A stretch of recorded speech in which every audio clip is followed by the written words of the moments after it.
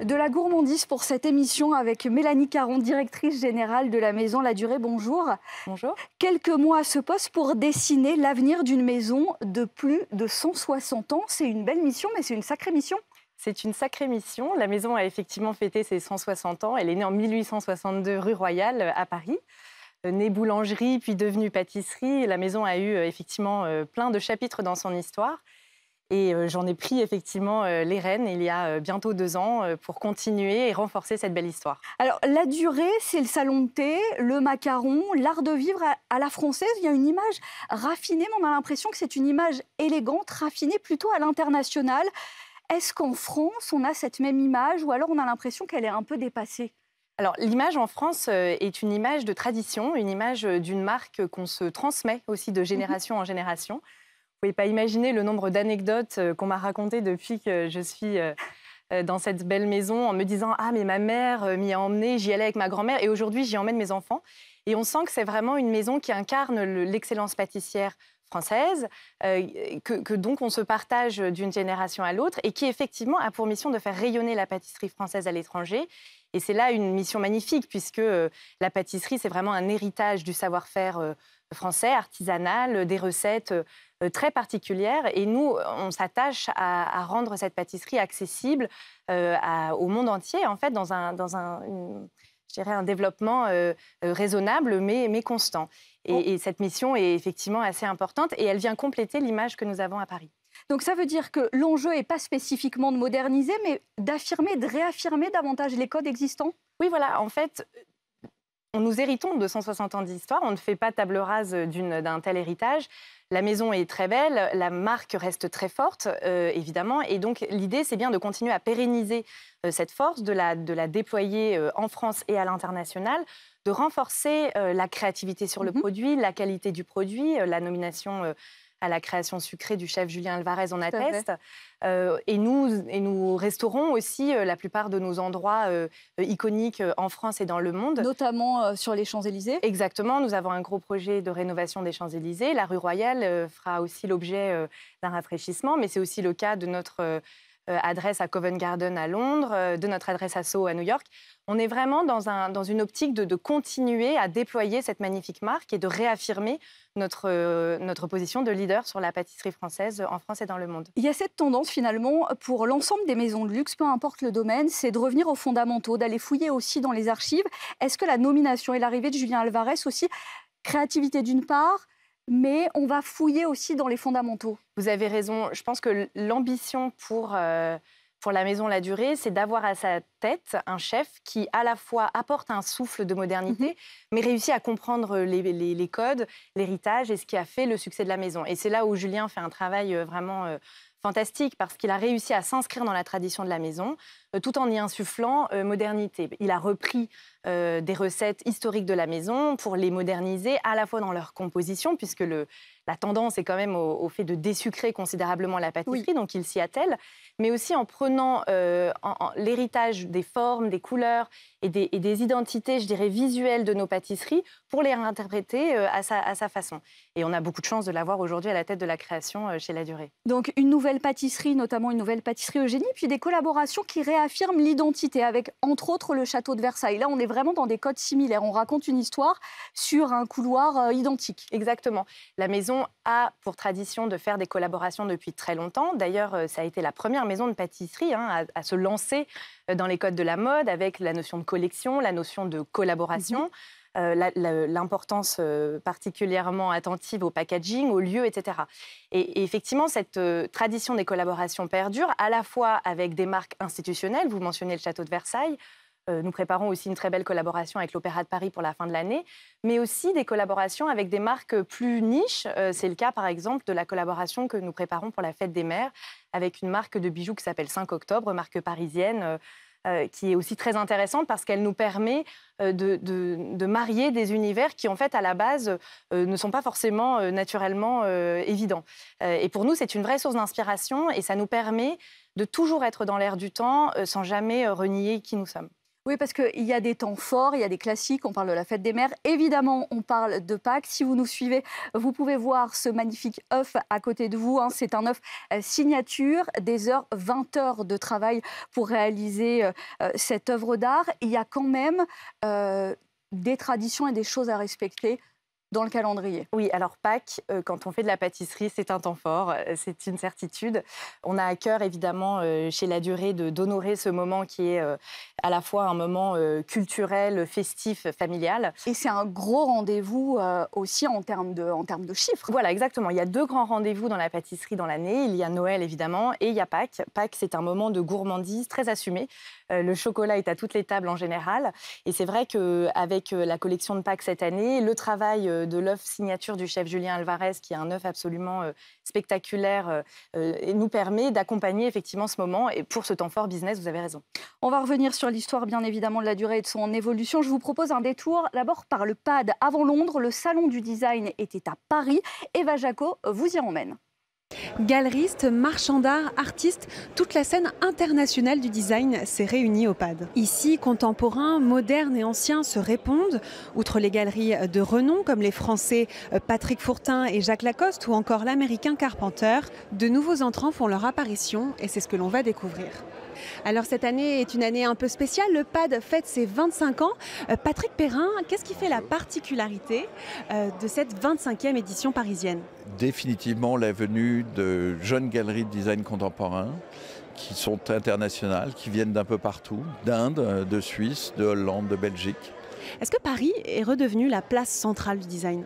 Tout à fait. De toute façon, la France a toujours été la capitale des arts décoratifs et donc du design. Et puis cette année, il y a un créateur de haute couture qui présente pour la première fois sa collection de design au PAD. Alexis Mabille, bonjour. Alors vous présentez votre collection, votre deuxième opus, ça s'appelle Wave. Est-ce que l'on crée un objet de décoration de la même manière qu'une robe de haute couture ? Alors finalement, c'est assez similaire dans la méthode. C'est créer quelque chose, avoir des idées en tête, des envies de volume et ensuite le volume d'une collection de vêtements ou d'éléments de décoration finalement est un peu la même approche, sauf qu'on va utiliser du marbre ou du bois à la place du tissu ou du tulle par exemple.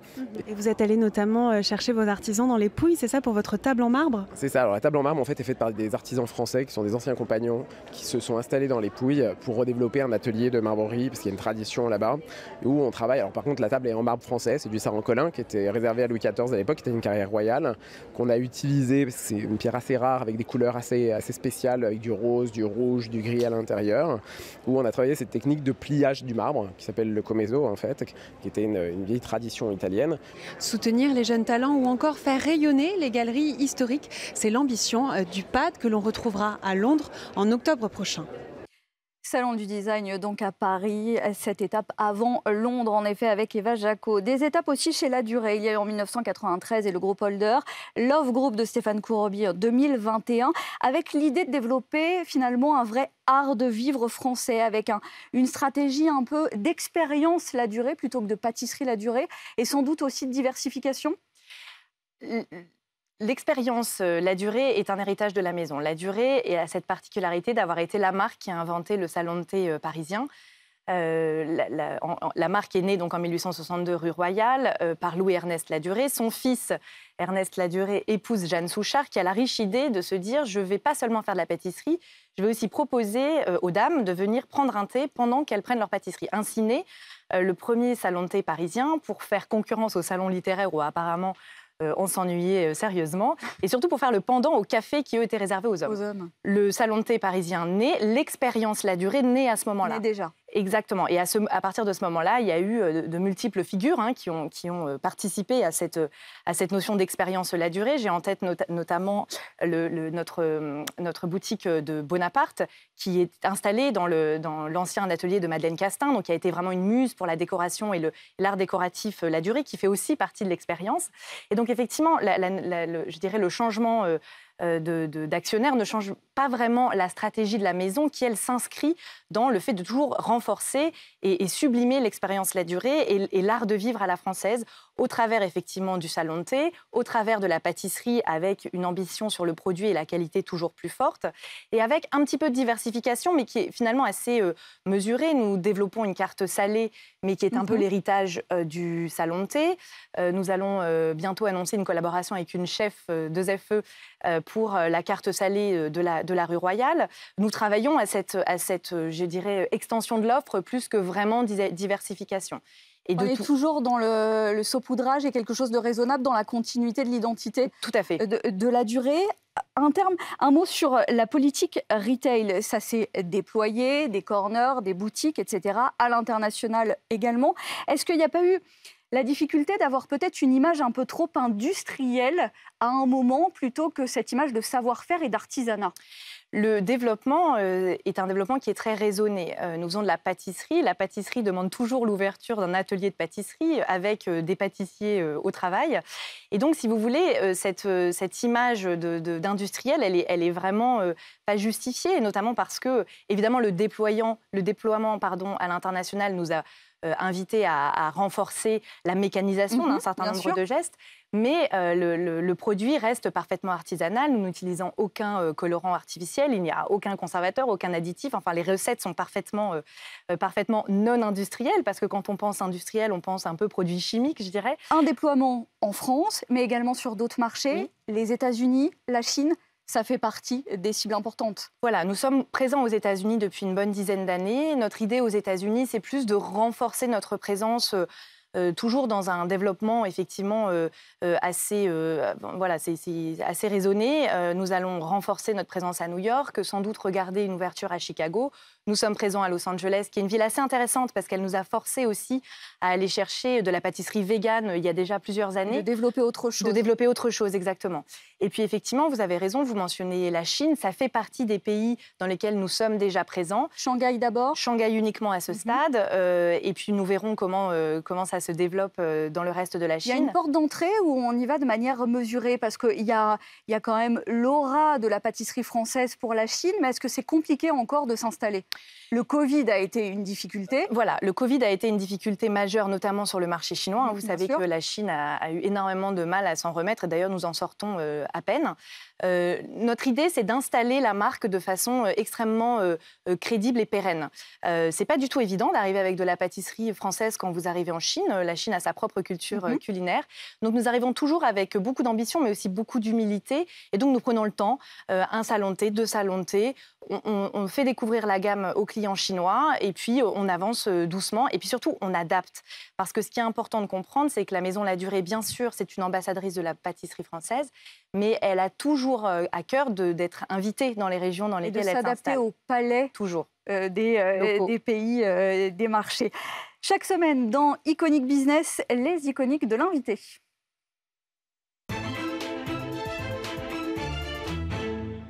Et c'est en somme ce que le luxe est pour vous, pour Mélanie Caron. Il y a un traditionnel et on ne peut plus iconique, un sac. Alors, votre cœur balance entre Hermès et Chanel.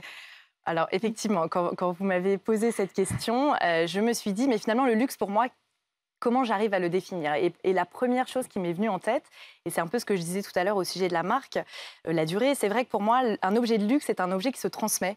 C'est un objet dont on hérite de sa maman et qu'on a envie de passer à ses enfants.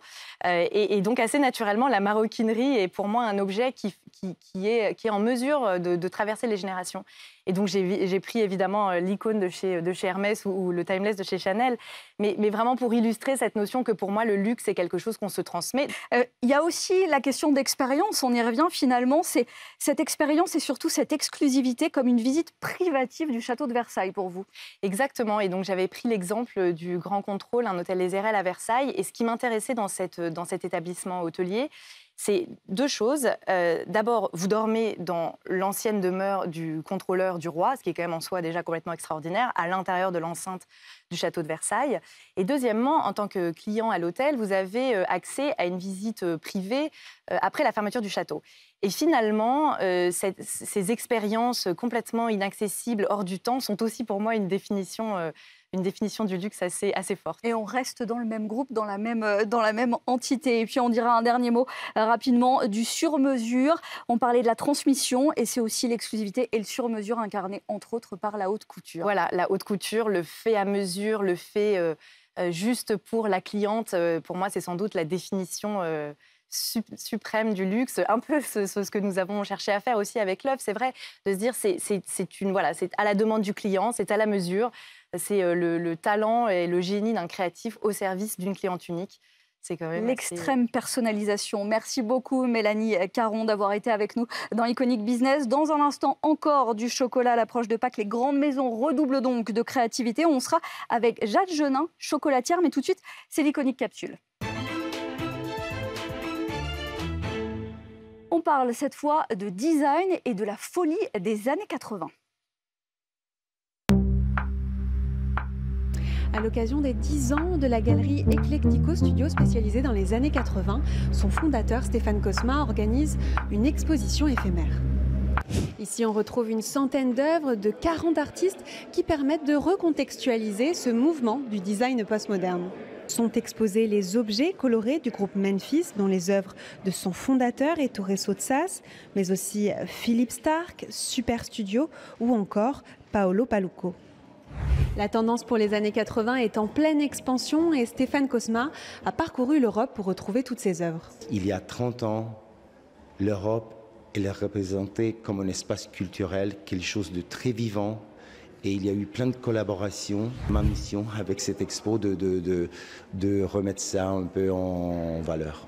Stéphane Cosma a réuni une dizaine de textes de commissaires d'exposition, historiens et spécialistes de l'art du design postmoderne, comme Marco Sanmicelli, Sophie Driss ou encore Louis Cervero. Un catalogue tiré à 500 exemplaires numérotés qui explique l'essor du postmodernisme et son expansion en Europe.